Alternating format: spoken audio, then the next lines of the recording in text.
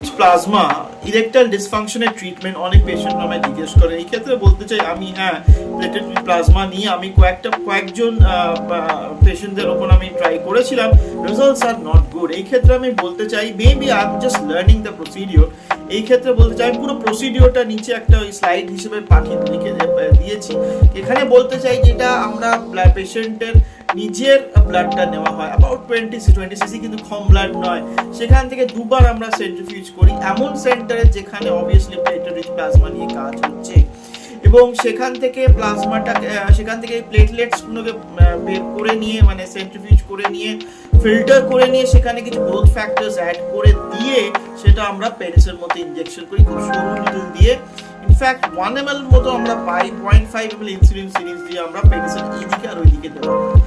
সেটা বলতে চাই যে এটা আমি দেখেছি আমার পার্সোনাল এক্সপিরিয়েন্সে যে বেসিক্যালি এটা কিন্তু কোনো টাডালাফিল বা ফিলদিনাফিলের পরিবর্তে দিয়ে কোনো লাভ হয় না। It must be complementary to each other, এবং যদি হাই ইন্টেন্সিভ ফোকাস আল্ট্রাসাউন্ড আমরা দিতে পারি, যেটা আমার কাছে অবভিয়াসলি এটা নেই, তাহলে কিন্তু রেজাল্টস আর বেটার। কিন্তু as a singular procedure platelet rich plasma P short therapy কিন্তু খুব একটা ভালো বেনিফিট আমি আমার পার্সোনাল এক্সপিরিয়েন্সে পাইনি।